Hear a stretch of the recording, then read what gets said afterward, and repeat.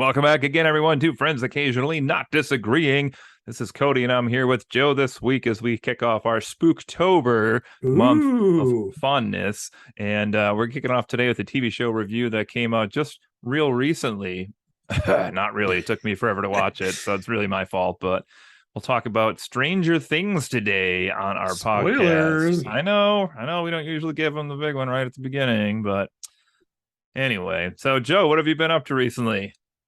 Well, Cody, I've been up to just a couple things. Wanted to mention a weird movie that Alexis and I watched last weekend, which actually stars one Maya Hawke, who people might know from Stranger Things. She plays Robin on that show. It stars her and Camila Mendez, who people might also know from Riverdale, where she plays Veronica. It's a movie called Do Revenge, and it's basically a spin on the Strangers on a Train formula, where two people meet and through conversation learn that each of them has someone that they want to get some sort of revenge on. And they make a pact to sort of swap partners so that no one will suspect, that they're the one who's doing a terrible deed to someone. But the take on in this movie is that it's actually set at a like very high-end high school, and they basically both have some drama in their lives that they're trying to deal with and end up agreeing to ruin the life of someone in the other's social orbit, basically, who has, caused them some sort of embarrassment or disgrace. But it's just a really kind of weird, twisty movie. It's not a great movie by any means, but it is a lot of fun. I think both of the lead actresses are great in it. It's something where, if it's a Friday, Saturday night, you're just hanging out, don't really know what to do with your time. It's I have kind one of of those fun. coming up next weekend. Yeah, I mean, maybe we could watch that then. But it's on Hulu. It's called Do Revenge, and I thought it was a lot of fun. So I recommend that. The other thing I wanted to mention is a show that I know you would not be familiar with, Cody. Try It's me, a little series on Amazon Prime Video called Jack Reacher. The Jack Reacher Round Two. What? I'm I'm still sad that they didn't name the Tom Cruise movie sequel that, by the way. I'm sad Tom Cruise has been in a movie, so I guess we're all even It is not today. Reacher, which I've heard is actually pretty good, but I've watched that. It is The Lord of the Rings, The Rings of Power, Colon. This Movie, TV show. Sorry. It is the TV series on Amazon. You gentlemen did a episode of this very podcast discussing the first two episodes of that series, We did. which I was out of town for a wedding, so I didn't get to take part in. And actually, at the time you recorded it, I had not seen any of the series, but I have since caught up and watched all four episodes that were available prior to today. Yes. But the fifth just dropped today. I got the alert on my phone during school when it came out. Nice. But man, I have been blown away by that series. I watched all four episodes last weekend, watched the first two, and saw the running time on the third and fourth ones. Okay. The first two are each about an hour. 3 and 4 are each an hour and 20 minutes, 70 minutes. Yeah. Oh, it's an hour and 10 right. minutes. I'm bad at math. An hour and 10 minutes. No worries. But that's a long time for an episode of a TV show. So Yeah. I was kind of like, maybe I'm going to save those for later. Ended up starting the third one and just like sat and basically just watched all four episodes like in a single Marathon day. style? Jeez. Yeah. I mean, it's like the most into a TV show I've been in a while. Interesting. Which surprised me because I mean, I haven't read any of the books, but like I'm a big fan of, Peter Jackson's Lord of the Rings movies. Yeah. Extended editions, obviously. I usually try to watch the trilogy at least once a year. I'm even somewhat of a fan of the Hobbit movies, even though they're extraneous and don't really need to exist, but They're fun. they're fun. Kind of nice spending some time in Middle Earth. Yeah. But I mean, considering he's not involved with the Amazon series, I just didn't really know what to expect. But damn, like I just got pulled right back in, and Yeah. and I'm just really excited to see where it goes over the course of the season. Did you see what I was saying though in the episode about how that CGI is like working? Like you can barely tell that's Kate Blanchett. Womp womp. Shout I mean, out to the haters out there. I don't yeah, know I why. don't, I don't know why I you'd don't, still be listening to us, but I don't get that. I mean, I heard you guys talk about some of the controversies and people are stupid, but I will say that I mean, one of the most impressive things about the show is the visual effects. Like I believe it's the most expensive TV show ever produced, and it correct. looks like it. Like it is. It probably looks better than the movies, at least at some points. I Yeah, mean, it. probably now. You're probably right. I Yeah. mean, yeah, but like it's. I mean, it. At no point do you like notice any like obvious CGI or like it just looks fantastic. You can see like all of the money on the screen, so it's. I just feel like it's kind of fantastic all around so far. Take note, Marvel Studios. Yeah. Yeah. Womp womp. Oh, She Hulk. Well, sounds like What you've been busy then. I have. What have you been up to? I was trying to think. I really have spent almost all of my free time and even some of my time that I shouldn't have been doing it working on stuff for my annual Halloween party. Particular two big props I've been working on are just about done. They'll be done this weekend. Then I have to make my tough decision here. I got two more games yet to choose from. I got about 8 ideas. It's just going to be a matter of what I think I can pull off logistically. And I'm already way over my budget anyway, as per usual. So that's not really Oh, a concern at Codykins. this point. But I go all out for everybody. What can I do? But beyond all that, the little other time I've had, just caught up on She-Hulk again tonight before we started recording this. So episode 6 I just watched tonight, which is No spoilers, but what were your feelings on the episode? I thought it was fun. It's a fun one. I thought 5 was a little more down compared to the other ones, but this last one I thought was kind of a little bit up. I didn't think it was as great as some of the first few they had still, Yeah. but it's not really a spoiler, but it's like a fun little wedding episode, so it's kind of fun with What? the weird setting for a Marvel show, but it's kind of fun. I'm And curious. then I was just saying before we started recording too, like I usually only watch one show at a time. Like usually have one I watch myself and maybe one with my wife and maybe one with my kids, but we're at like saturation point here because we're watching She-Hulk. The Masked Singer started last night as we're recording this. I don't know if you followed that at all or not. So I they I have watch zero reality shows. You didn't see any headlines about it today? I know nothing about it. Well, I'll spoil it for you because you don't like to watch it anyway. But they switched the format up this year. The debut episode was on Wednesday, but I was watching AEW wrestling, so my kids got mad at me because we couldn't get to watch it Wednesday, so we watched it last night. And they have a new format where they have 4 characters per episode, and they only keep one, and they kick out 3 every episode and unmask all of them. And the first person to be kicked off season 8 of The Masked Singer is the first one I've guessed correctly in a very long time based on their singing voice. Who was it? Spoil it. Mr. Captain Shatner himself. What? It was Bill Shatner still singing What? like he did for Rocket Man all those years ago.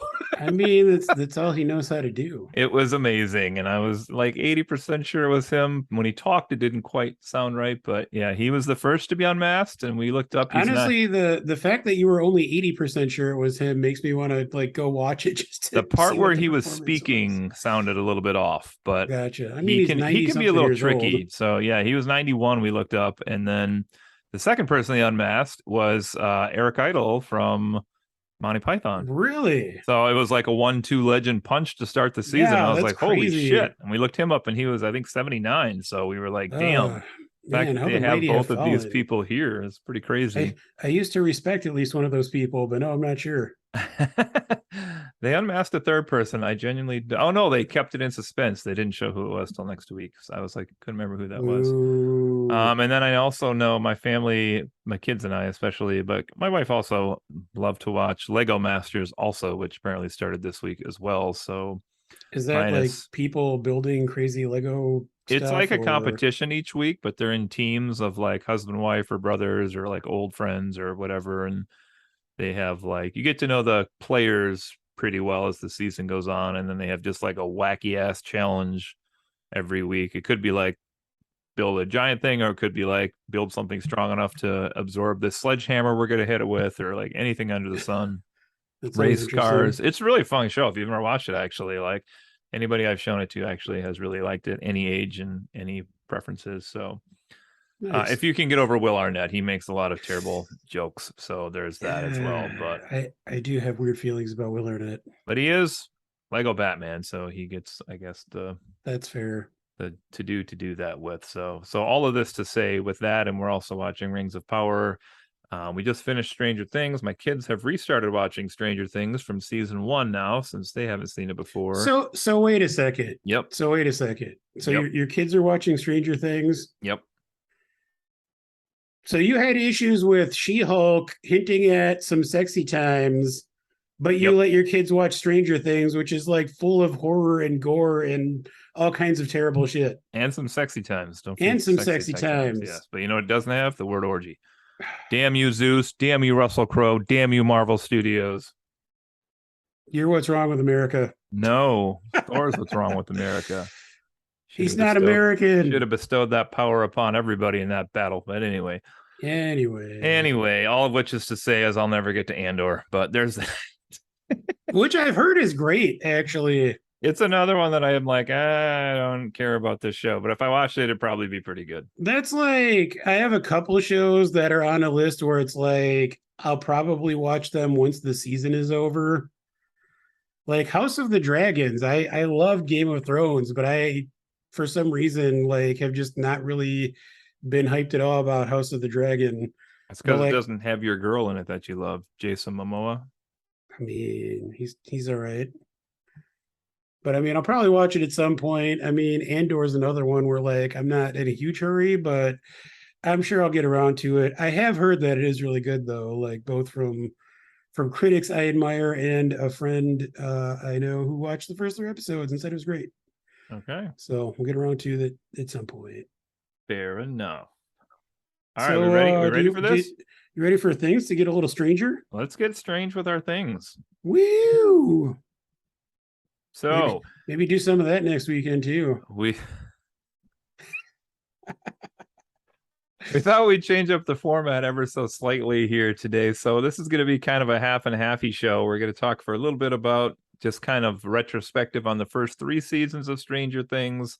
And then we'll spend like half the episode on season 4, since it did come out and finish a while ago. And I 100% accept the responsibility that I'm the person who made us take forever with the review on this. Just didn't get around to it. But anyway, so let's go back to those first 3 seasons for a bit here. Like, we don't really need to do, how did you first hear about this? But I mean, what were your kind of impressions here of the first? Well, I was just a young boy living in Hawkins, Indiana. You're in the AV club. Do you want to just say like, when that first few episodes of the show came out, like what were some of kind of your initial takeaways watching that? Yeah. I mean, I feel like it almost immediately became like a cultural phenomenon. Like I think I watched it maybe like a week after it came out, and it was just like everyone was talking about it immediately. Sure. And I mean, going into it, I had a vague idea of what to expect, like based on the trailers and stuff. It looked like it was drawing a lot of inspiration from like Amblin, Spielberg 80s stuff with kids going on an adventure. And I mean, I don't know if I've really mentioned this on the podcast before. I am generally not a huge fan of horror things. Which I mean, to be more specific, I hate jump scares. I don't love like realistic blood and gore stuff. Okay. But I do like spooky stuff. I love eerie stuff, stuff that's like something's lurking in the darkness. And, like I love ghost stories, and I love psychological horror, I guess I should say. Okay. And one of the things I really liked about the first season of Stranger Things is that it kind of built this like this mystery where, we see the Demogorgon, but we don't know where it came from. We don't really know what the Upside Down is. It kind of over the course of the season builds this bigger and bigger sense that there is this like larger evil, lurking that is starting to invade our world. And I love that sort of the sense of mystery and the feeling that there's like something else out there, and we don't really know what it is. um and I mean, it's been a long time since I've watched the first season, but Yeah. if I remember correctly, I don't think they really did ultimately explain very much by the end of that season. No, I don't think we get a lot of the answers. Just really the Demogorgon kind of serves as Yeah, like the underboss or whatever. But at that time, you don't even know he's like the underboss, right? He's yeah, just like we this just creature. yeah, that feels like the Demogorgon is kind of like, possibly the big bad, or at least like, it's a major threat. Yeah. But yeah, I mean, I love the first season. I think it might be close to being a perfect season of television. Yeah, it's fantastic. I seem to recall it's fairly short too. I want to say, I well, think none of the seasons are all that long, but it's 8 episodes. okay. I'm pretty sure I could be wrong again, but I want to say they were all an hour or less. So Yeah, that sounds right. definitely shorter than some of the later seasons. Yeah, I would kind of echo a lot of the things that you just said about season one, especially with like the kids being the stars of the show. I mean, there's the adults as well, but this is primarily the kids TV show, and I think that was probably way too like it's weird to me that they managed to find a formula that's so good at like bringing back in people who would remember that era as well as connecting with today's youth because it really does touch both. Like it is huge at high school. Like the kids love it. They wear shirts about it. They have like these joke meme shirts about it. Like they know everything about it. That's a really interesting point. I mean, I guess I honestly never even thought about that, but you would know, the impact that it's having on the younger generations. Yeah, like first day of school, I had a student whose shirt I walked by it twice, and I walked over and I was like, "What does your shirt say?" And then she like held it straight, and it said, "Future Miss Steve Harrington," I think it said, and I was like, "What the hell?" I But mean, I will fight her for that position. but yeah, it's awesome. Like it really reminded me of like watching something that was made in the 80s. I mean, I don't think the show has like scratchy screen, does it? Like it's filmed cleanly, but like still looks kind of 80s-ish. Yeah, I mean, no, it doesn't have like, added film grain or anything like that. The But I mean, I do think that like the color palette and even like the color grading, I mean, I agree with you. Like it does visually feel like it is of that time. I think the like intro theme song might have a little bit of that when they're like forming the Yeah. letters and like even that like now that my kids just started watching the first season and Cameron's like I love this theme song, like what kind of music is this? And I was like, I don't know, it's like 80s music, like it just sounds like 80s music. Um but it just looked so good. And then again, like a lot of these shows we reviewed did exactly what you're supposed to do with the plot, which is like you start with this small but super intense piece of the pie, and then you're going to build the world as it goes on season by season. And what once was a threat is no longer as much of a threat, and it's kind of interesting. And So, then we'll talk, I'm sure, several times about music as this goes on here tonight, because how can we yeah, not at yeah. this point? But um but yeah, just it's like a period piece, but it's so cool. Like it's and I didn't even play D&D, but just like it all feels so yeah, well, I original. mean, maybe we can get into that a little bit later. There are some criticisms I've heard that it's maybe too much of a pastiche of, Think so? popular things. We'll But say they shove a lot of references, a lot of allusions in there, yeah, for but to me they do it, this is just my take as a viewer, but they've always done it in a really immersive way where it like hasn't taken me out of the moment. Like it just feels like you're watching something that was made yeah. in the 80s. I mean, I agree. I agree for the most part. It feels, organic. And I mean, it's set a little bit before well, you're older than me, so it's set before I was growing up, um, but I mean, having grown up a nerd, like you're super into all these things, and like, when Ghostbusters is like a huge thing, like, Yeah. so I mean, I don't feel like it does feel, most of the references feel pretty natural to me because you are constantly making references to things with your friends and getting excited about like the new big movie or whatever that's coming out or video games or whatever. So Yeah. it mostly works for me. Okay, so season one, essentially, what we just kind of talked about, but was basically the hunt for Will Byers, and the Demogorgon was kind of the villain there. We met 11 and the rest of the gang as well in season one. Anything else you want to say about season one? Actually, just a question. Yeah. So the very end of season one, Mm-hmm. ostensibly they've kind of saved the day and they're victorious, they get Will back. And then it ends with that kind of teaser cliffhanger at the very end where they're having like a Christmas party and Will gets up to go to the bathroom and like starts coughing over the sink and coughs up a little like tentacle or Yeah, like a slug like a looking thing little or sluggy something. looking thing.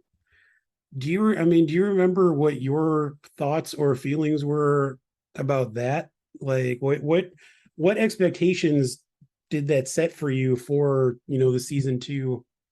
Yeah, I mean, well, I guess to begin with, like a lot of shows, I didn't know for sure what the future of this was going to be. I do think you're right in that, like, when it came out originally, it was so big that, like, right away, you're like guaranteed season two on Yeah. this. And I guess with the cliffhanger they had, they knew that as well, or at minimum, they were hoping that that was the case with kind of the open ended ending there. But Yeah. I don't know. I guess I just kind of assumed there was going to be more to the story, or maybe at that point there was like, I don't think it'd be out of the question to think like Will would be possibly a Yeah. villain moving forward. Um, I remember at that time, I'm not sure if this was just speculation. I listen to a lot of podcasts and read a lot of things about shows I watch. But I remember at the time there was discussion about the fact that this may have ended up being an anthology series, oh wow, so that season two may have not been related to season one at all. okay, Which I mean, that kind of stinger at the end, definitely suggests that there is more to the story that's going to happen, but like it could have also just been kind of a throwaway, like, because I mean that's something that was also actually popular in a lot of 80s horror movies and stuff. Like you think you have the resolution and then at the very end like the creature comes back or yeah. like something, something else happens. So it could have just been, kind of a nod to the time that they're Funny you would know that for the guy who doesn't like to watch that I stuff. mean, I've seen some stuff. But I mean, honestly, part of me still thinks it might have been interesting if they had just, pivoted and made an anthology series and done something different with season two. That would have been interesting if they had gone that direction. I don't know. I like what they did, but that might have been interesting also. Well, I mean, speaking of season two, you want to Yeah, talk about that? let's talk about season two for a second. So we got the whole gang back, as I recall. Plus, we're going to add some new characters here into the mix, as shows are likely to do. And Max we and Billy. gonna get some Max and Billy action here. Mad Max, who is amazing. What do we got to say Is about this? she? I like her. Do I you? like her more than several of the other characters, which we can talk about. Like, Well, yeah, I definitely do want to talk about the characters at some point. Um, I mean, I do like Max. She's feisty, she's sassy. She she, go ahead. I was gonna say, if you have criticism with her, I will say two of her three seasons are far better than her third season. That's fair. So let's say that. Well, I mean, so that's the thing, and I do want to have a broader discussion about characters later, but Let's I do it. like her as a character, but I don't know that the show has ever really known what to do with her. Well, okay. At least, like, I feel like she mostly I don't really know. I don't know if they know what to do with her removed from Billy being like, the asshole brother. I mean, are we talking about the characters now? Because I feel like maybe the quick answer to that is I think she's a plot device for the most part. Well, that's what I mean. Like, I You know what feel I like mean? she is just, I mean, and that's true of a few of the characters in the show. Yeah. Like, Like, I don't want to get into specifics now, but yeah, I do think well, that it let's has a table that problem with some thought of the for just a characters. second here. Anyway, so Max and Billy are Anyway, new in season 2. Max and Billy, we got Halloween. This is, I believe, where the Ghostbusters thing is as well, if I recall. You are correct, sir. We have Rotten Pumpkin Fields. We have the cabin in the woods that Oh yeah, that's 11 goes to. yeah. And what else do we have here? We have Will acting kind of strange. And Hopper finds a tunnel to the upside down. Bum, bum, bum, bum, bum, Ooh. bum, bum, bum, bum, bum, bum. So spooky. So spooky. All right, what else do we have here? So We get, isn't this the season where we get Elle going bad? maybe?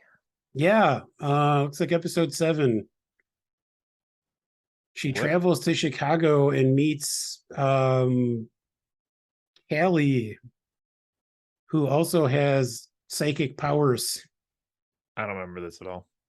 You don't remember that? Not at the moment. What else you got? Oh, it was terrible. Yeah, like I forget exactly what happens, but Elle gets all like emo and moody, and she goes to Chicago to meets up with Callie, who's another like younger girl who presumably had been experimented on and has some psychic powers, and they like go through some shit, and then she has this like badass makeover where she's like her hair's all slicked back and she's wearing like a black trench coat or something. She's like Neo. Yeah, it's supposed to be this whole thing where she's all like, like finding herself and being a badass, but it's just kind of weird and silly, and they kind of throw it out the window like by the end of the season. Wow. Yeah, I But really don't remember this at all. yeah. I remember So season 2. This is one that kind of ends with like all the stuff at the science place, right? Basically the big fight and all the. Am I correct on this? yes, yeah, there's like there's like a huge Like a big gunfight or something, right? I think so. Crazy monsters. Well, I think there's like a huge opening of the gate like to the upside down too. I feel like there's a lot of kind of like lava, fiery stuff. I don't know. There's a big epic conclusion. Okay. Epic Um, conclusion here. I mean, the most important thing that happens in season 2 is a certain gentleman named Bob, R.I.P. Poor Sean Astin. Yeah, there's Joyce has a romance with a guy named Bob, and he's like the nicest man, and it's delightful, and then he gets killed in a horrific way. I feel And bad for the actor. This is like what's his name syndrome. Ned Stark was the guy I'm thinking of here. Quick. Sean Bean. Sean Bean, right? Sean Astin's the same. It's a curse of the name Sean. Sean Bean dies in everything, and Sean Astin does also. Stranger Things, The Goonies, Rudy, Return of the King. Poor guy. I think we saw different versions of those movies. I had the Japanese cut. I don't know if yours is the same. Anyway, Everybody dies in that version. So I loved Bob. I was sad when he died. It's yeah, Bob was good. One of the few moments on this series that has actually made me feel any sort of emotion. So we get the mind flayer that comes out of Will. Oh yeah, that was wait, oh, is that the end of season 2? Yeah, they like overheat So him, I like think. teasing the mind flare. Yes. Which is another thing we could talk about here in a little bit, but yes. And so we have essentially Nancy's crack journalism that she's known for, having her tape sent to the news, which exposes the lab and makes it close. Good job, Nancy. But Barb finally gets a funeral at the last episode of season 2. So yeah, I forgot to throw a hashtag justice for Barb in there. Hashtag justice for Barb. And 11 gets her name changed to Jane Hopper with an illegal birth certificate. Oh, we forgot to mention Dustin's pet Demogorgon. Dart, short for D'Artagnan. Totally forgot about that as well. Yeah. Oh my gosh. I'm just looking through episode summaries while we're talking. I forgot about that too. Turns out Stranger Things is a very memorable show. I guess certain parts of it did not stick with me. Well, and that's one thing I do want to talk about as we continue on here. So we're on to season 3 now. Let's go on to season 3, I guess, at this point. So we have a bigger villain here called the Mind Flayer, which I don't know if that was that named in season 1. I thought you were going to say a bigger villain called the USSR. Oh no. I don't believe the Mind Flayer is in season 1. Okay. It does show up in season 2, which we see kind of like Will kind of sees visions of it outside. It's this big kind of spidery looking, nondescript entity. And I think I think the end of season 2 kind of sets it up to be kind of like the new big bad. Yeah. And then in season 3, it very much becomes that. So season 3, we get the Mind Flayer, we get Russians, we get Robin. Get it all. We get them all. We do also get them all. We get it all at the mall. We get Scoops Ahoy. Scoops Ahoy, that's right. Yeah, I mean, honestly, creepy lifeguard Billy, we get it all. I feel like from listening to like podcasts and stuff about this show, a lot of people didn't love season 3. I thought it was great. Yeah, I think it's a fine one. It's got a lot of fun things going for it. The imaginary girlfriend of Dustin. Oh, yeah. Susie. The never-ending story. Oh, yeah, dear. Oh, man. Yeah, there's like a ton going on in there. Apparently, the second episode is called The Mallrats. Oh, there we go. We get Will and Nancy's mom going to cheat on her dad with the lifeguard. That doesn't happen though. True. Man, that actress has been in like a lot of random things. Yes. Strange things. We've been watching The Sopranos, and she shows up in later seasons of that as Christopher's lady friend. She was in Mad Men for a while, which is a great show. Another period piece. Yeah. Anyway. Yes. We got Russians. We got Mike and 11 putting smoochies on each other's faces. Yes. We have Hopper doesn't like that. We have Murray also, who's amazing. I have to say, I generally hate, I think it's Brett Gelman is the actor. But in this, you like him? I like him in Stranger Things. Right. I think I generally hate him because he almost always plays like an irredeemable sleazebag. Okay. And I feel like Murray is a redeemable sleazebag. Yeah, he's like an anti-hero almost. Yeah, like, and it's, I mean, especially like by the end of season 3, and then he's like fantastic in season 4. Yeah. But yeah, I love him. And I mean, I will say, I mean, we've hinted at a larger conversation about characters. I do think that there are a lot of great secondary characters in this series who kind of get introduced, like, you know, in each new season, there are like some good new characters, possibly with the exception of season 4, but ooh, okay. Well, this one also has like mind control. That's another new horror trope we're adding in here with the flayed, all the people that the Mind Flayer is taking over.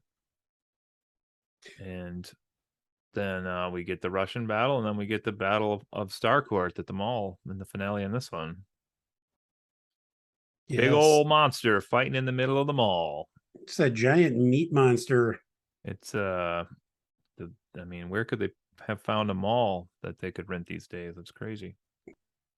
I know. I didn't know those still existed. Well, apparently they do. But yeah, it's kind of a crazy season. The overall arc of the season is the mind flare is trying to kind of manifest itself and take Erewhon over using sort of a hive mind. Yep. But there's also like a disturbing sequence where we see that it's using mind control to bring people to this one location where it then basically like liquefies them Yeah. It's like an and old. like forms them into literally just like a meat body that looks like a smaller version of the spidery thing that Will had seen. And then as you said, the battle at the mall is kind of the climax where they all band together to try to fight this thing. The piece de resistance. Elle ends up well, actually, Elle ends up losing her powers. Yeah, this one kind of ends a little differently because she loses her powers, and then we also get, like, for the first time in the seasons, like, the characters are going to split up instead of get closer. Yeah. So we have the Byers family leaving with 11, which I don't remember if there was a reason why she went with them or not, but that seems kind of weird. Yeah, I honestly thought that was weird too. I mean, we should also mention that ostensibly Hopper is killed in an explosion at the end Oh of the yeah, episode. good call. Um, Trying to, stop the Ruskies from harnessing the power of the upside down. Although they Yes. almost immediately like throw any tension related to that out the window because there's a stinger at the end of the finale of this season where it cuts to Russia and Yeah. they talk about feeding a prisoner, but not quote unquote the American to a captured Demogorgon. Like part of me kind of wishes they would have just left us hanging on that because you have to assume that they're talking about Hopper. Maybe it would have been better if he actually died. Oh, we can talk about that in a little bit. Ah, no. Are you a Hopper hater? No, I'm not, but Oh I mean, man. anything else on season trace? Eh. All right, let's jump into 4 then. So here's the newest one.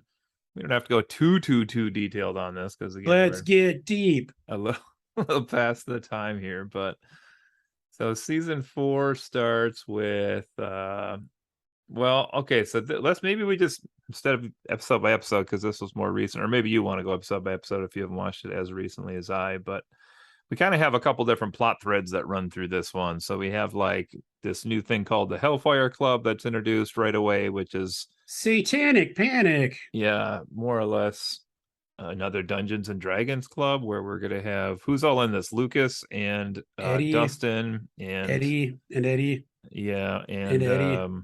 Eddie. It's is Eddie. Mike in it? Mike's in it also, right? Yeah. Eddie. And some weirdo named Eddie. Eddie. Eddie. Eddie. Eddie Munson. Eddie Munster.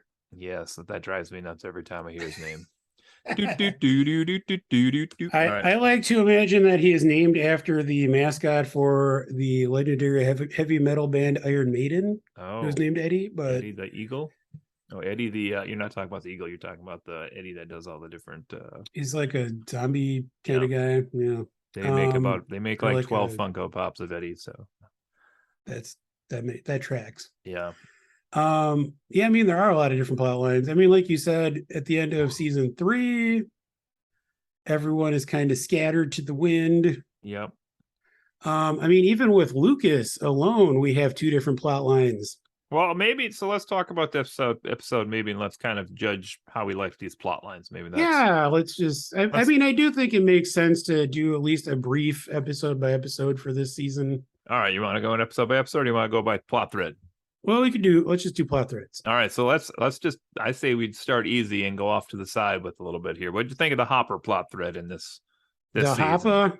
So he's in Russia in jail for agonizingly long extended sequences where we see him in jail being harassed by the other Russian guards and the Russian prisoners, and then basically standing up for himself. And this culminates in an attempt to leave and get out of the country, which goes south with what's this other guy's name? Like Grigori or something? Or am I thinking of episode 3, dude? Who is it? He was also from Game of Thrones. Antonov is the guy who's trying to help him. A man has no name. Yuri. Ah, yes, there you go. Yuri. Yuri, yes, you know Yuri, the peanut butter. What'd you Wait, think of this Yuri whole? was the pilot guy, right? Murray's their friend who goes with No, Joyce. Yuri, you said. Yeah, Yuri is the guy who does he's supposed to take him back to America. Is he the guard or the pilot? He is the pilot. The The other pilot. guy's name Okay. is I just saw it here, Antonov or something. And Coulter? That's weird. Antonov is the other guy's name. There you go. Coulter. uh so and then at the end we're gonna get Murray and Joyce somehow improbably making it to the prison in Russia to bust out Hopper, only to have to rebust into the prison once Demogorgons are on the loose and all shit goes crazy. And they come up with this brilliant idea that they need to kill all the Demogorgons inside this one prison in Russia so that they can help the kids back in Hawkins. Yeah. So how did this plot work for you, Joe? So I love Hopper. I'm a Hopper and Joyce stan. I wanted to see them get together, which they do. They do. Um, I love Murray. I loved seeing Murray do some fucking karate. I didn't believe that worked. That was awesome. Oh, it's amazing. But as you said, when you said that Hopper was locked up for an agonizingly long time, I feel like if this plot line had to be in the series, it needed to be like a third as long. Like they needed to just go get Hopper and bring him back, and like it just was way too fucking dragged out. It's a 9-episode show, and it's been well documented that those last 3 episodes, I think, are really long. So long. But like they didn't need to give equal screen time to the original characters. Hopper's story was just so ugh. I agree. I mean, honestly, I don't know if we want to talk. This is more of a season, a big picture thing for the season, but All right. I feel like, well, I mean, it relates to what we've been talking about, though. I feel like my biggest issue with this season is that they kept the characters apart for so long. You know, you've got the Hopper Joyce situation. You've got, Yep. you know, the kids are kind of in various groups in different places. And it's just like every time they switch back and forth, because like everyone's kind of doing these different things, but then you also have the Vecna situation, which is obviously like the main plot of the Main plot, season. yeah. But like every time they cut to something that isn't at least like fairly closely related to that, I was just like, why? Like, I don't need this. Well, and that's the thing too, because we were watching a 9-episode season, and I don't know what episode it was, 5, 6. It was somewhere in the season, like midpoint to getting to the second half, and I was like, how the hell are they going to get Hopper and Joyce back to Hawkins by the time this is over, like logically from where Yeah. they're at? And then like by episode 7 or 8, I was like, oh, they're not. They're Like this just is a whole gonna, plot that's yeah. not even going to connect. Yeah, it So was. I was not very high on this No, part of the plot. I agree. All right. And then the next like logical tangent plot probably would be like the Jonathan, Argyle, Will, and Mike plot, who are just and 11, I guess technically she's there at the beginning, but then she goes That's into crazy research mode for a long time in this season. yeah. This that whole group, like I didn't care about really. If I'm being honest. Well, and it kind of sucks too because you got Will, who we can talk about characters in a bit here, but is like criminally either underused or they don't know what to do with this character. Yeah, that's exactly what I was going to say about him. They have no idea what to do with Will. So they decided to make him gay. Yeah. Which honestly, like those scenes I thought were fantastic. Like, you know, him kind of struggling to come to terms with it and maybe come out to some people close to him. And like Jonathan's reaction I thought was great. That's Yeah. you To know, it's support his like brother a little bit. probably some of the best acting and interactions we've seen with those two characters. But I mean, by and large, I agree. Like prior to this season, especially, like Will has had no defining characteristics besides just being the victim. Yeah, and like Will and Jonathan both are like two of the least personality characters on Yeah, the show. So like that whole family then is like, and Joyce has always been like, I'm kind of crazy, but she's not like the most well-developed character either. yeah. And then when you add Mike to them, who's coming out to visit on vacation, like Mike has been a dick to me for quite a while. Like I don't really like this character. I agree. So I'm like, I don't care about anybody in this plot. And like 11 didn't have her powers for the longest time. And like, I don't know, the most interesting guy was Argyle, who just smoked pot all the time while he delivered pizzas. I did love Argyle. It wasn't a lot to like or dislike, but I did like what we got of him. So Yeah. Well, and like, I mean, the whole thing with 11 and her powers too. yeah, let's talk about that. We knew she was going to get her powers back. Like, it really did not need to be dragged out that long. It probably didn't need to happen in the first place. Like, all it did was just like make things more frustrating and drag things out way longer. Yep. Like in what is already a very, very long season. Yeah, I mean, they were back in that research place, both in the present and the past, for a long time. Also, why the fuck would anyone trust Matthew Modine in any capacity? I guess that's all Like, she knew. I don't know. I guess, man, I just poor decisions were made. She should have trusted anybody. It clearly should have been Paul Reiser because he was obviously mad about you. Uh, But yeah, just way too long. I Like the whole mean, process to get the powers back was. I didn't get to get my zinger in there. Oh, Damn it. sorry. Go ahead. Post singer. I mean, I was just gonna say, like you said, Matthew Modine is kind of all she knew, so everyone else probably seemed like aliens. Aliens. You're not saying it was aliens, but it was aliens. Paul Reiser was in Aliens. Okay, that's fair. Was he the alien? No, he was actually kind of an asshole capitalist, Oh, a future space capitalistic asshole. fair enough. So what did you think? I mean, we're kind of getting to the Hawkins plot here slowly, but what did you think of these scenes with 11 and 1 in the past, back in the research facility? Like, did you need that to make Vecna like a more rounded character for the episodes and the show, or was that too long, or could they have done that differently? I liked it. I do think that there were too many of those flashbacks. And I mean, honestly, I think that's just kind of a recurring theme with this season is it's too much of everything. Like I think all of the various plot lines could have been pared down probably fairly significantly. Yeah, and I wondered. Oh, Go ahead. well, no, I mean, I did think it was interesting just because that is. I don't know if we had really seen that much of Elle's like younger life in the facility before. I could be mistaken on that. No, I don't think to that extent. So yeah, I mean, I did think it was interesting, but I thought it was just too much. Makes me wonder if they had pared down all of the different plot threads, like if people would have picked up on the parts that bugged them about them as much. Yeah, that's a If you good got, if you question. got 60% of all these plots, maybe they wouldn't have bugged us as much.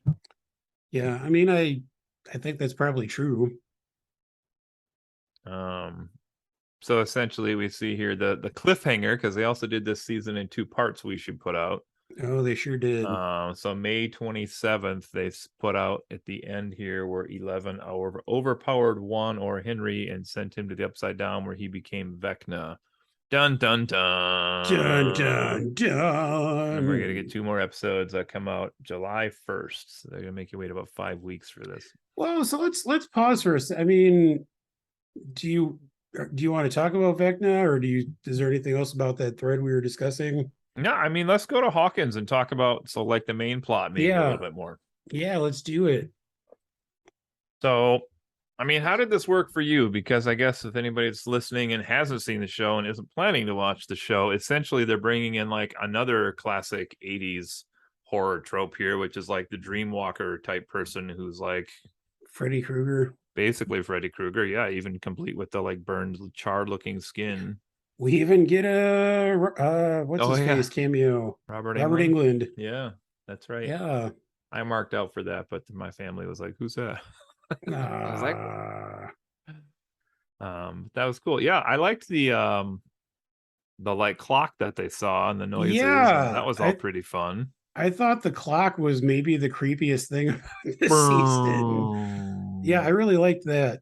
Um, Honestly, like as far as like horror elements, just the body horror of how Vecna actually kills his victims, like breaking their bones, like oh, it's terrifying. It was pretty cool. Yeah, I agree. That was pretty effective.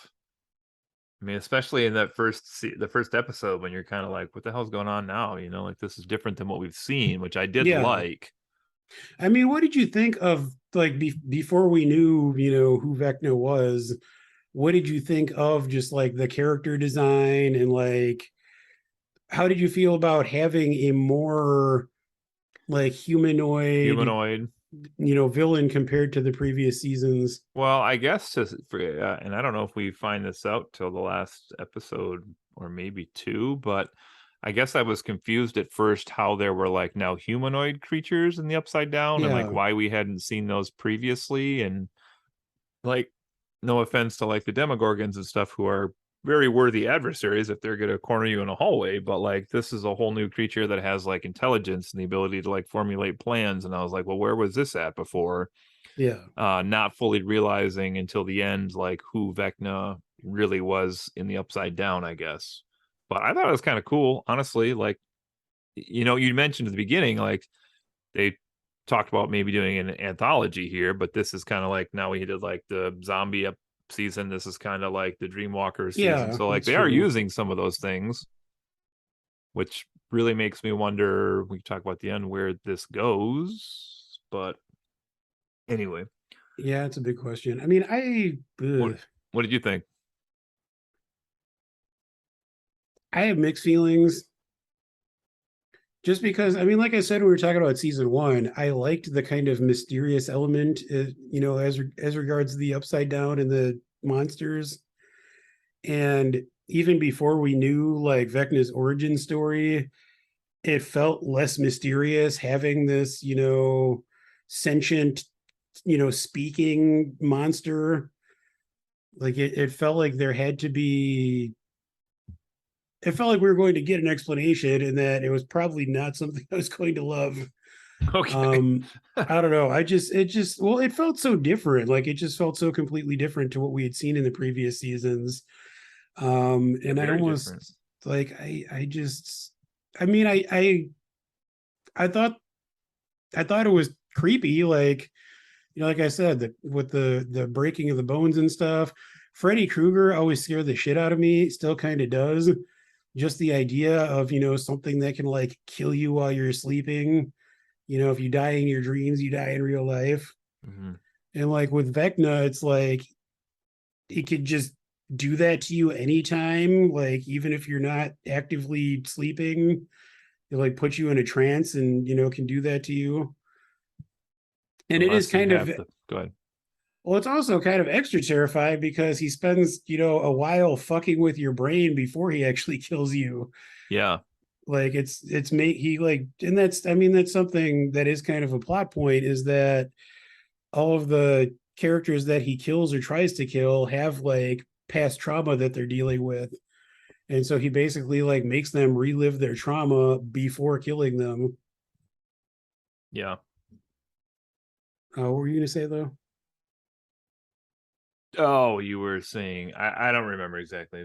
That's fine. Uh, Um Trying to think what else here in the main plot line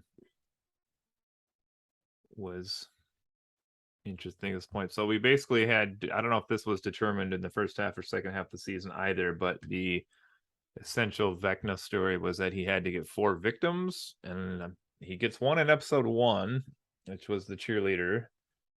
He gets one. Chrissy, wake up. Yeah, he gets one in episode 2, just Fred, who is Nancy's like journalism buddy.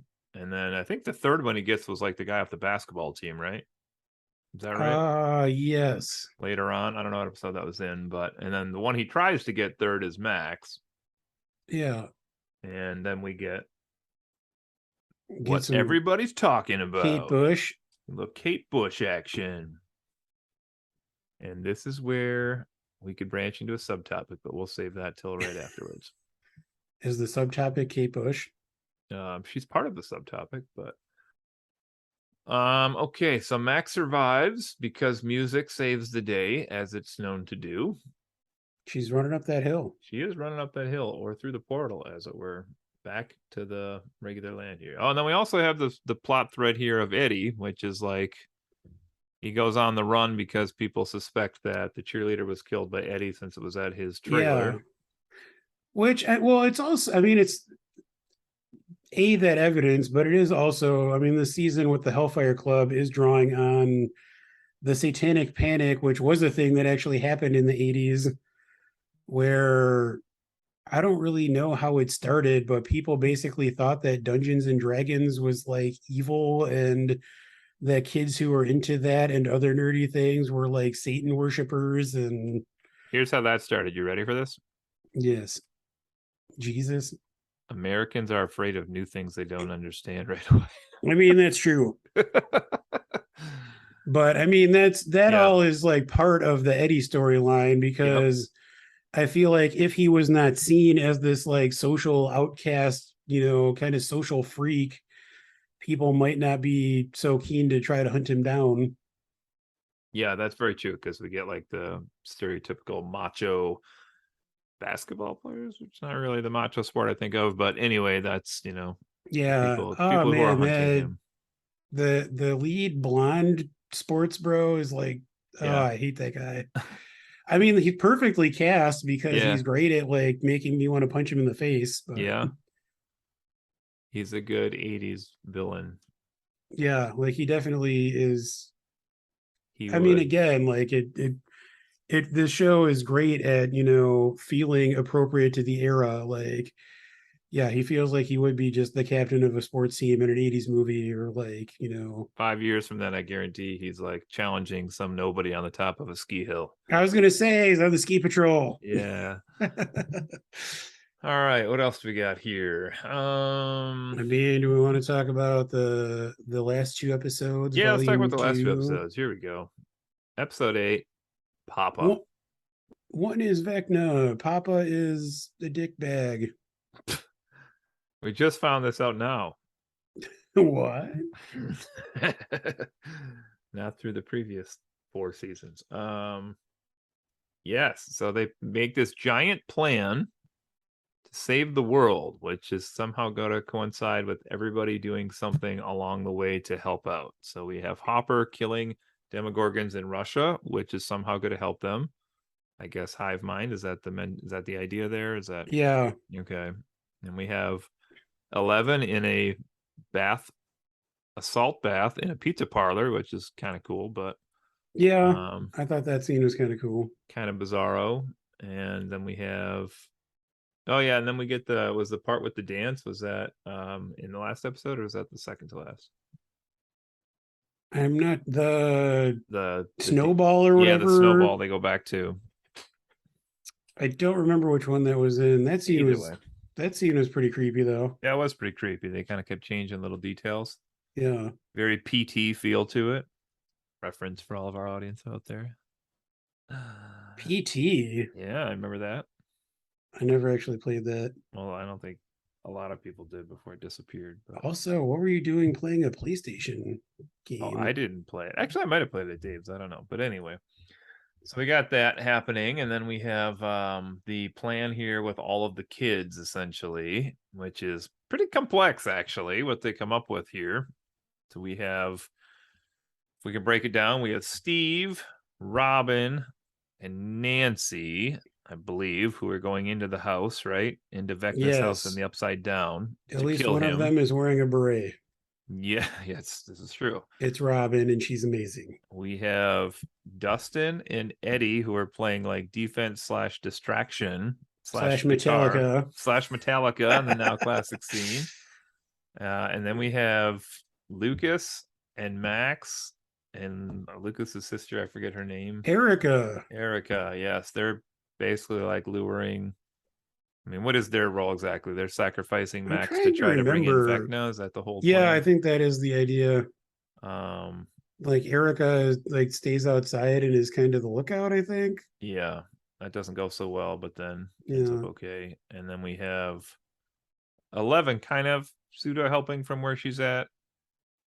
She somehow gets into like the snowball dance, but then also gets into like the upside down at one point to like fight Vecna, even though she's not on the upside down. So that I didn't really, that part Yeah. was kind of weird, but Apparently, at some point, Mike professes his love to Eleven, giving her the strength to break Vecna's control over Max. oh yes, that's right. As she's being choked by the vines.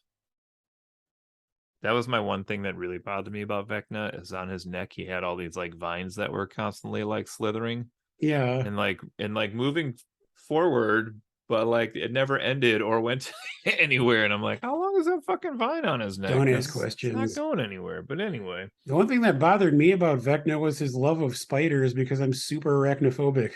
Ah, okay. That's fair. So we get the big fight. We have some pretty big endings here. Vecna possesses Max and reveals to Eleven that he has been in control of the Upside Down ever since she sent him there, which really raises a lot of questions, right? Sure does. So he apparently, with his power that he has, is able to like become the god of the Upside Down. Oh, I hated it so much. Yeah, it was kind of weird. Just kind of like we can get into that in a second, but Yeah. anyway. So there's that, and then we have Vecna. I mean, he dies, right? Oh, Will senses Vecna's still Well, alive, I guess, at the yeah, end his here. his physical body is destroyed, Okay. but I mean, Um, especially if he is the ultimate big boss of the Upside Down, like he can't actually be dead. that's interesting. I was thinking he was not going to be in the last season, but anyway. Well, I mean, there's also like the tears that like cut through Hawkins, Yes. which like joins the 4 points, which correspond with the 4 people that he had to kill. Do you mean the earthquake? The quote unquote earthquake.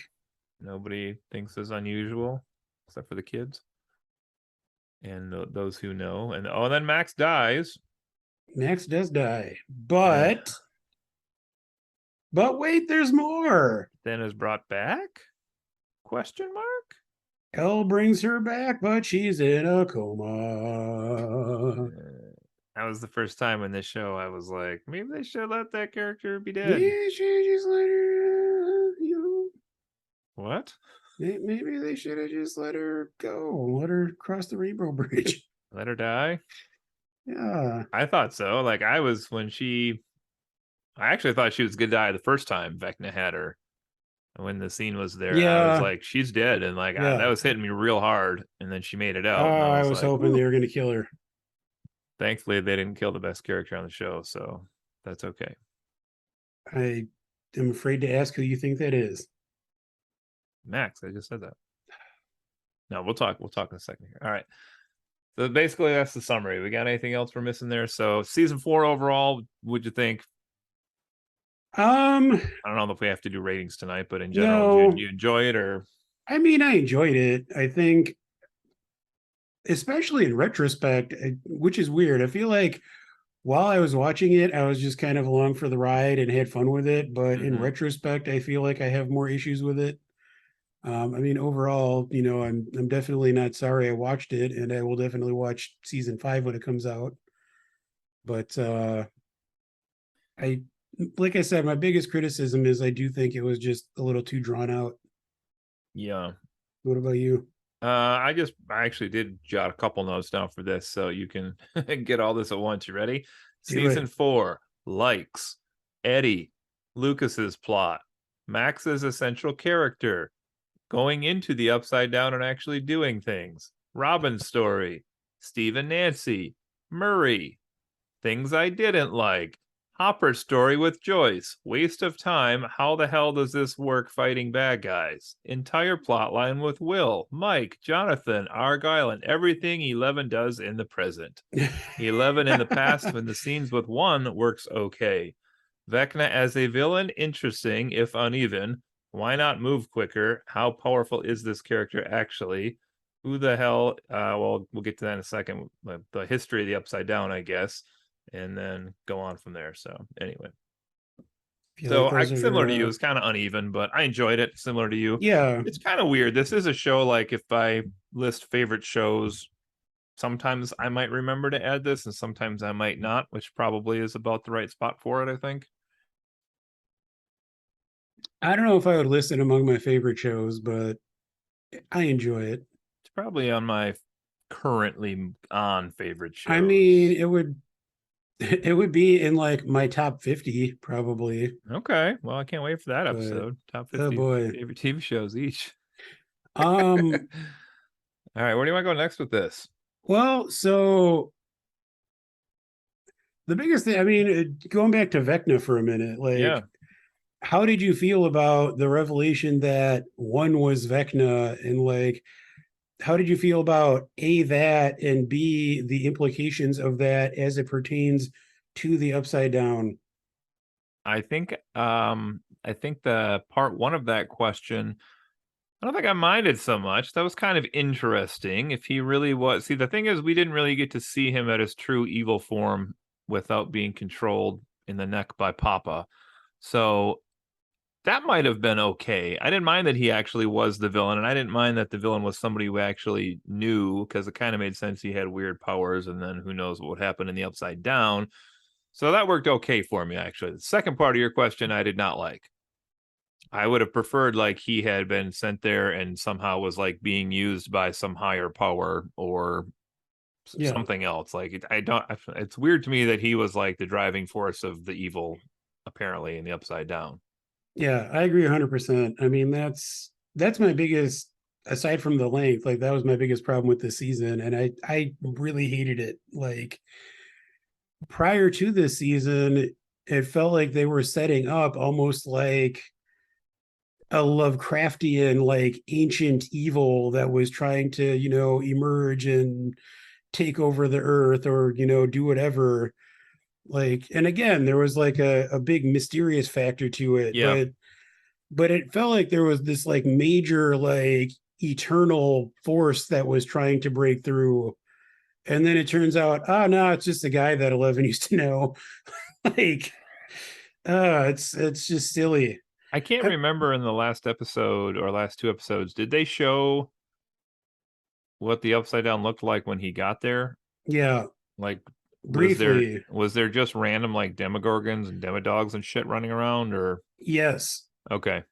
It was just kind of like, which it's weird because I mean the way when they show him getting there, it's kind of just like an open like hellscape. Like there's not really much to it. But we do see some demogorgons running around. We also see, which has not been fully explained, but they show that there are these like dark particles flying around, Mm-hmm. which he can control.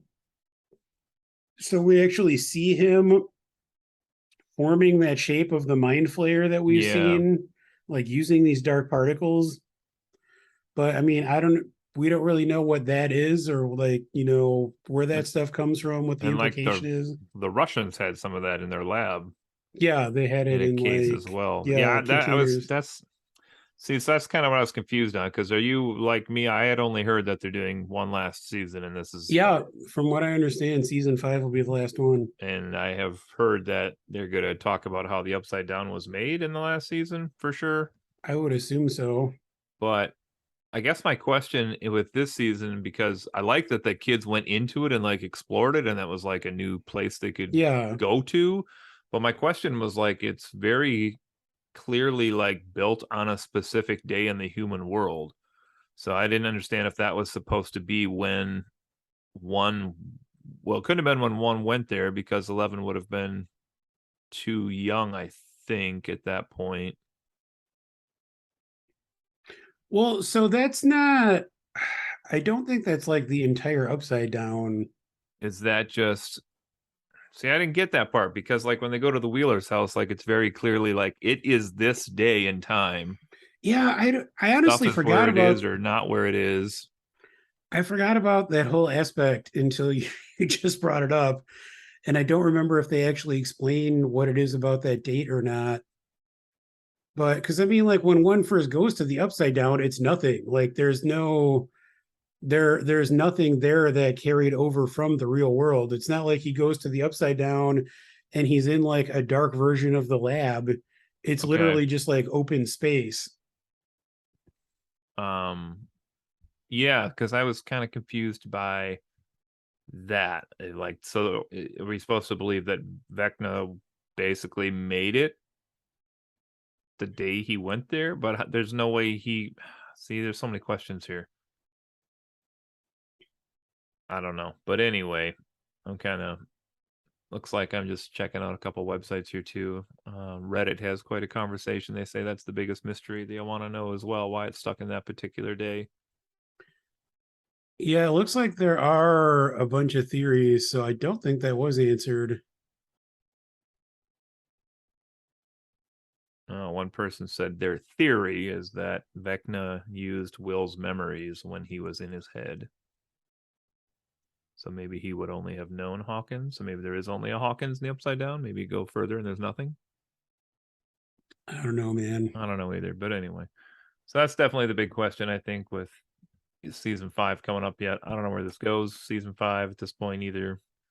So one Um, thing that I heard, which was interesting, and it both kind of tracks and also makes me a little nervous. Do you know what a show Bible is in TV? I don't, but I assume it's like them keeping track of their own shit. Yeah, so most TV shows, especially ones that are kind of world building and stuff, Yeah, will at the beginning of production, they'll work on what they call a series or show Bible, which is, writing down like details of the world, sure. kind of the rules of the universe they're building, details about the characters, things like that. I heard that Stranger Things did not have a series Bible until season 4, Okay. which, if you think about that, it might explain some kind of inconsistencies or, I don't know, lack of progress over the first 3 seasons. It Hmm. sounds like it was really just going into season 4 that they kind of defined like, what the upside down was and, started kind of setting things in stone. Yeah. So I mean, I would imagine there's going to be more of that in season 5, but it's weird to me that it took them that long to really start kind of establishing that. Figuring it out. Yeah. Hmm. Yeah, I mean that's makes sense. Like even even when I read, I have like a couple other things open with the stuff I'm keeping track of, or trying to at least. Well, let's talk about characters more. We All right, kind of let's do both it. hinted that we wanted to talk about characters in the show. Let's do it. Why don't we do I it? mean, I think we've already talked about Will a little bit. We both think that there's not really much to him. Useless. I honestly I feel like this happens with most shows for me. Um, a lot of shows that I like overall, I end up hating the main characters, or at least most of the main characters. Yeah. And like there's usually like secondary characters that I love, but like the main characters, are kind of insufferable. Like I don't want to get too into details, but one show that we both enjoy is Lost. Yeah. And by the end of the series, I fucking hate Jack and Kate. Like they're just like they just make terrible decisions. They're like they just drive me crazy.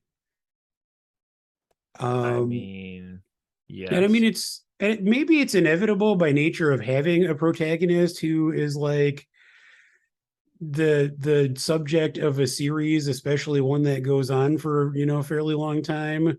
Yeah.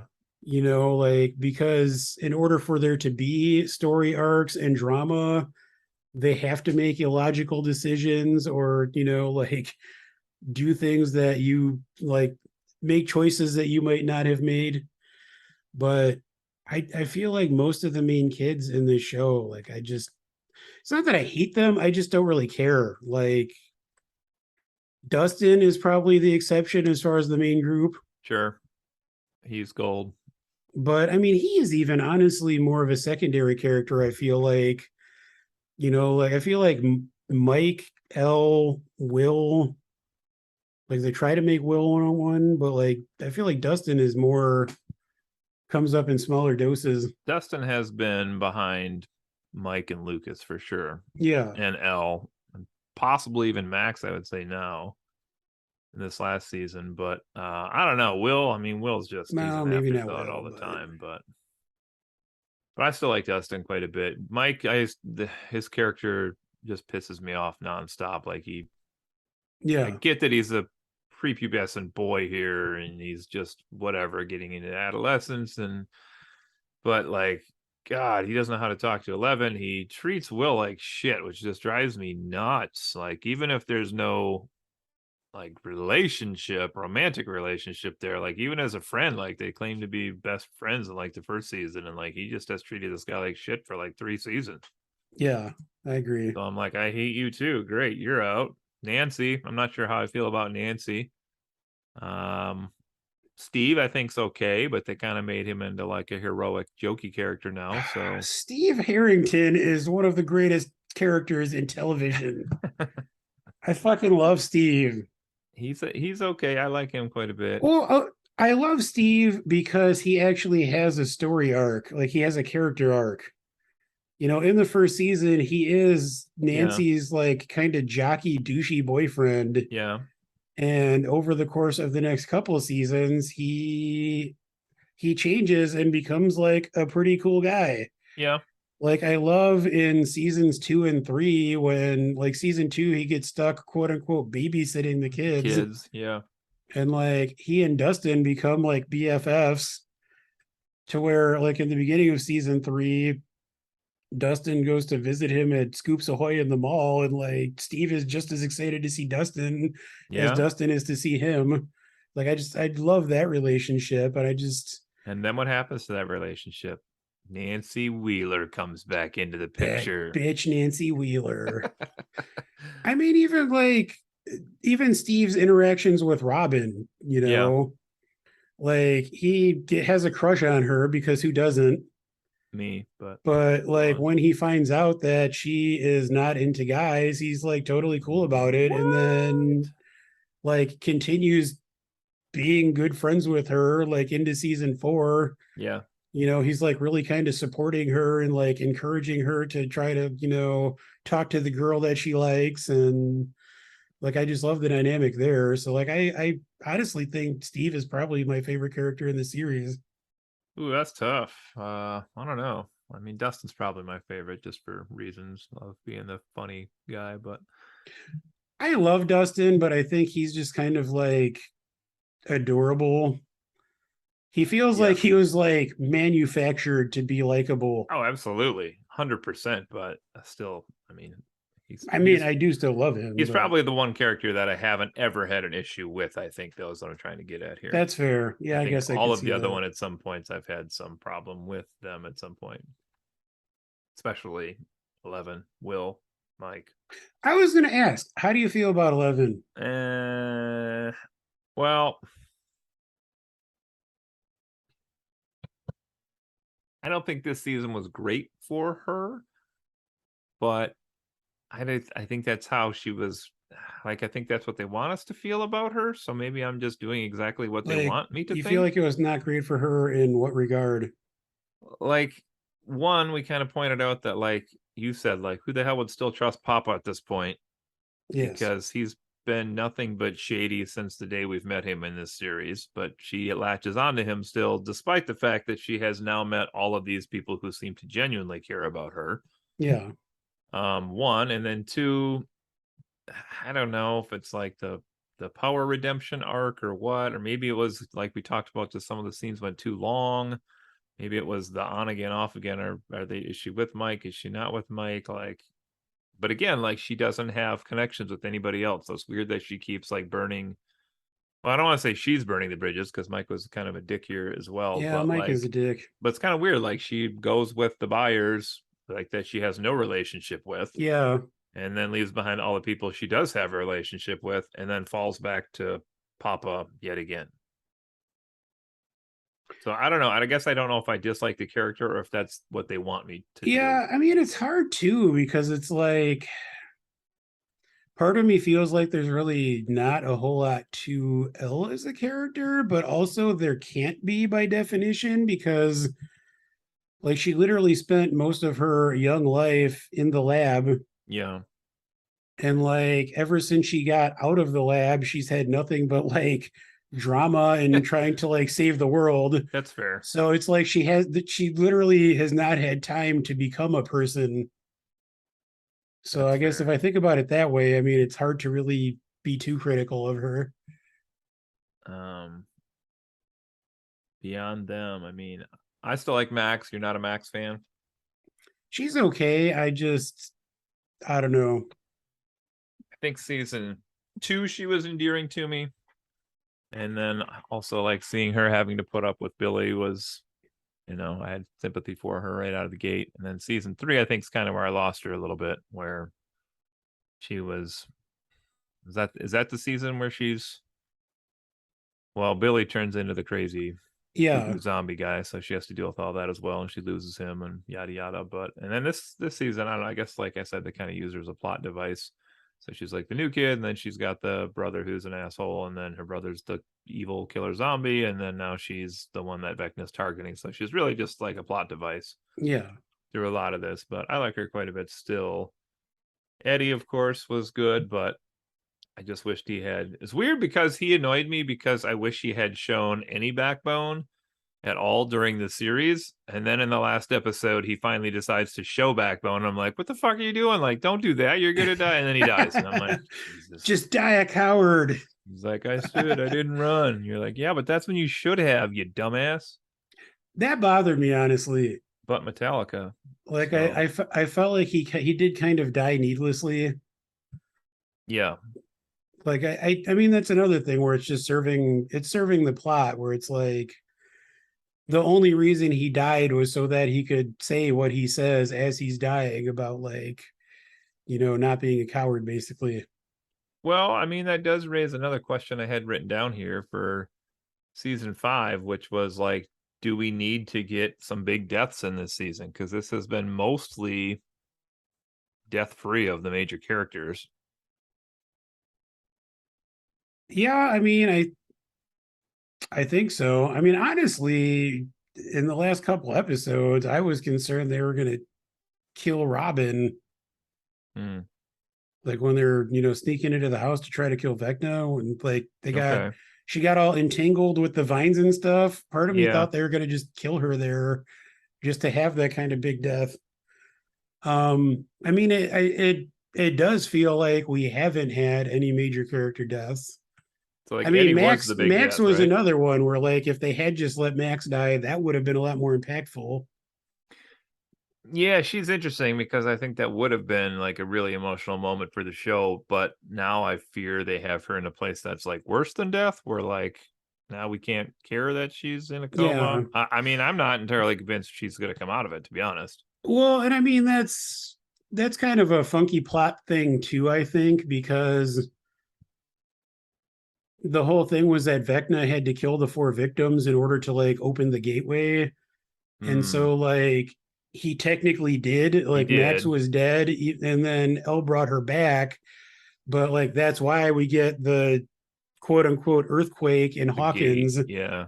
is because he did technically kill the 4 people. Yeah, that's a good point. Um and I mean I think maybe like bringing her back then almost is kind of like you said, it kind of does make it worse. Like she's in a bad place, like she's in a coma right now. Right. Um, but it's also like say, I don't want to say that Elle saving her was pointless, but it is almost kind of like Elle saved her and Vecna still kind of won in the end. Yeah, I mean, kind of makes me think of like a lot of literature and stuff where like, and I don't think this show is going to tackle it because even for a horror show, it's too dark, but like you have some stories, and I'm failing to think of the exact ones at the moment, but I know I've read a few where like they have the ability to like prevent this person from dying forever, but that means we have to save them in the state they're in, which is really a state worse than death. Yeah. So if this character's not going to come back, like the life Max has now is probably worse than what she would have had if, she had just been gone. Yeah. So I don't know. And doesn't Elle say something like she couldn't find her or something when she goes in? Oh, I think you're right. I thought there was something at the end where Elle's like, I can't find her. And then like she started crying. But then there was something at the end too, where like Elle knew something that they didn't know or something. I don't remember what happens at the This is a very great end. recap. We're doing awesome. You're the one you just watched this not that long ago, Cody. It's Come true. on. I just told you saturation of TV shows. But anyway, I watched this like 3 months ago. that's fair. That's fair. Last thing I really had here was just if we wanted to spend a second to talk about like cultural impact, in particular with music. If anybody wants to chime in on that, but just like, I just was kind of thinking about like this Kate Bush phenomenon, which is like bonkers to me. That's like that song hit #1 on the actual Billboard charts, like I mean, it's 40 years bonkers. after the fact. If it had hit #1 at any point in history, that would be bonkers. Oh no, come on, it's a decent song. You know, like the song? I mean, I do like the song. I've always enjoyed kind of poking fun at Kate Bush. That was not. I'm not trying for a euphemism. I'm just saying. Anyway, I feel like our old pal Eric Benak is a big Kate Bush fan. Okay. She has a very distinct vocal style. I'll say she that. Does, yeah. It's funny because I really liked the remake of this song that came out like 5 years ago, the Meg Myers version. I really love. The video's amazing. Oh yeah, the video's amazing. It's hand drawn by kids. Huh.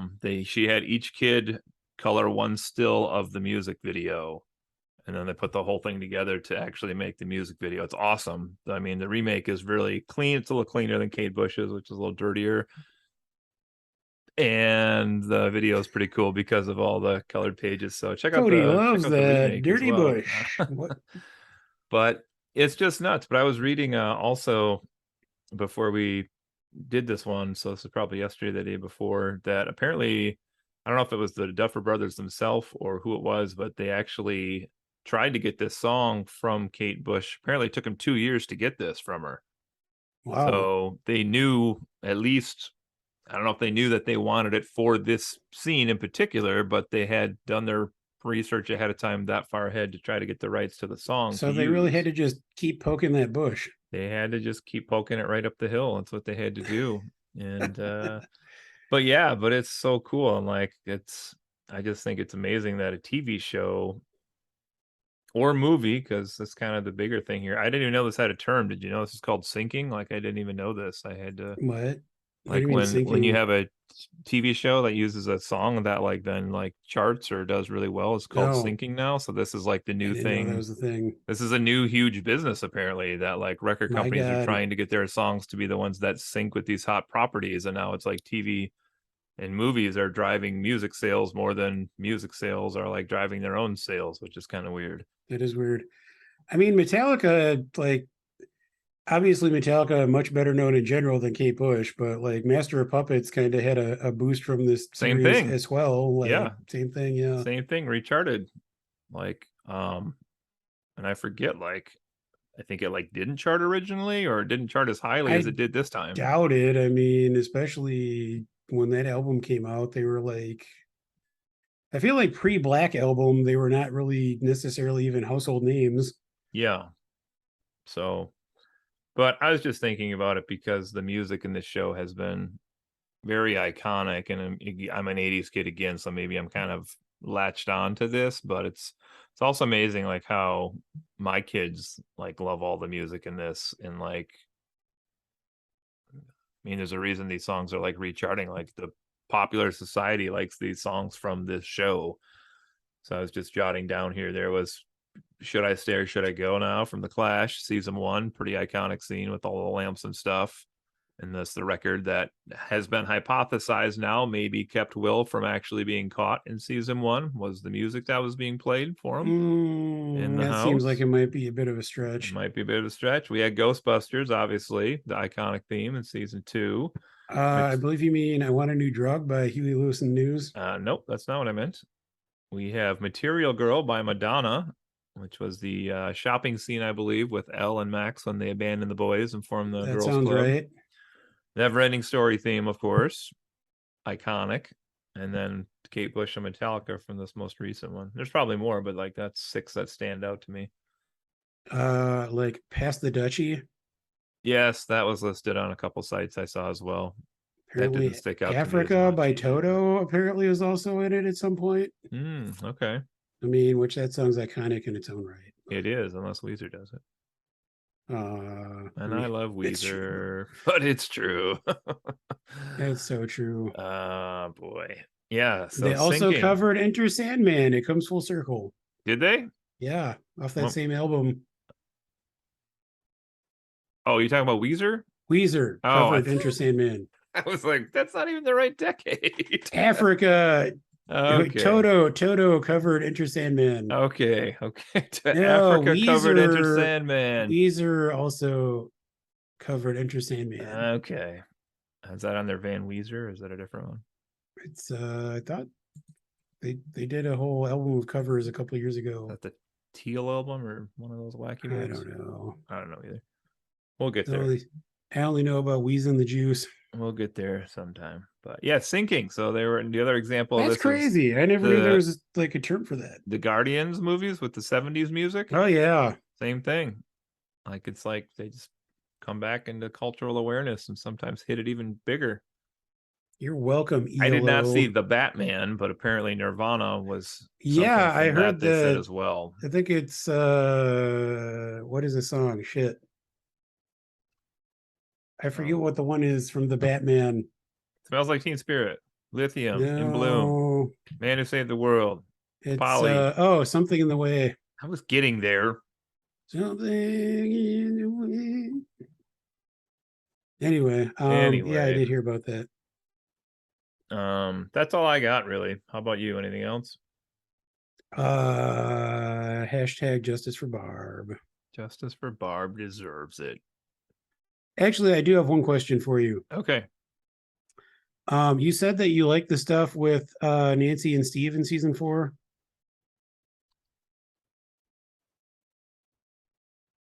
I guess what I'm getting at is maybe did I want her to see her to go back to Jonathan? Is that what you're gonna ask? Yeah.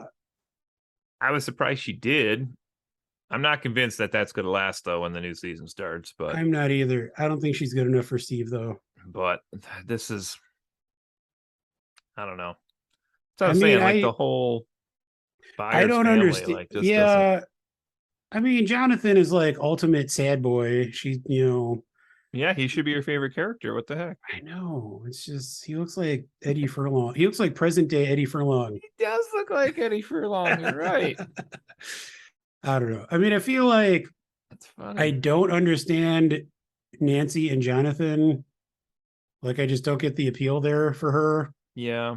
But I also do not want to see her and Steve get back together because I feel like Steve has evolved past her level of shittery.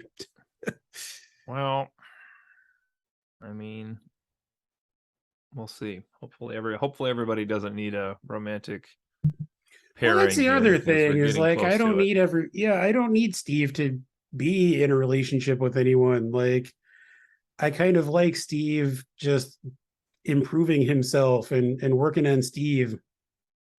Well, because now we have Robin, who presumably is going to start that romance with what's her name, Vicky or something like that.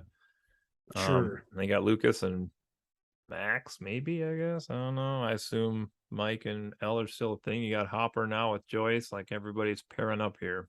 Yeah. Argyle and the Joint. Surfer Boy Pizza, man. I think that's all I got. That's all I got too. Well, Stranger Things. What a television show. What a show.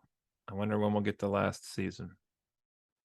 I mean, it's apparently season 1 aired in 2016, which honestly I thought it was longer ago than that at this point. That's funny. I thought it was more recent than that. But I wouldn't be surprised if I'm gonna guess 2024. Yeah, you think a gap I don't think we're getting it next year. I would say probably when the 2024. kids are even older. Yeah. But anyway. Well, I think I hear the grandfather clock a chiming somewhere in the background of my house, so I might need to go check that out. And Bong. Oh, that's just Argyle. Bong. there you go. All right. Well, we're gonna be back here with more Spooktober coming up in the weeks to come here. Our Spooky. next episode should have something real special for everyone. Oh boy. We're Do we gonna want to attempt to tease do that? well, what do we want to say about that? Let's just say it's gonna be a little different format than normal. How about that? It'll be a different format. It will probably be a different level of quality in terms of audio, Possibly so. possibly content. Possibly content as well. Some of us will be recording in a different state than usual as well. So Spoilers. spoilers. We'll have something special for you there. And then I It's think we exciting. I'm excited. yeah. We don't want to spoil it, I guess. No, I think it'll be a good one though. It'll be a good one. Then we have some sort of a supernatural case coming up after that. And then also I think we have scary video games and scary movies, which I'm sure Joe will be on both of those. No, I don't like it. Don't like that? I don't like it. Don't like that. All right. Anyway, Well, I think that's all we got. So we'll head us out of here. What do you want to do? You want to do this to the uh, Stranger Things theme song?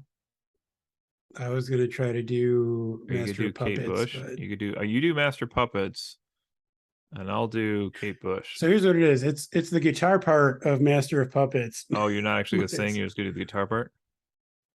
fond, fond, fond, fond. Oh, I like that. Fond, fond, fond, fond, fond, fond, fond, fond. Obey your fond. Ooh, I this is good. Keep try. fondling up that hill. Nope, that doesn't work as well. Running up that hill. Keep fondling up that hill. Friends occasionally not disagreeing. There we go. It's fonding, We everybody. did it. And Yay! It's the never fonding scene. story. Take care, everyone. We'll see ya. Bye.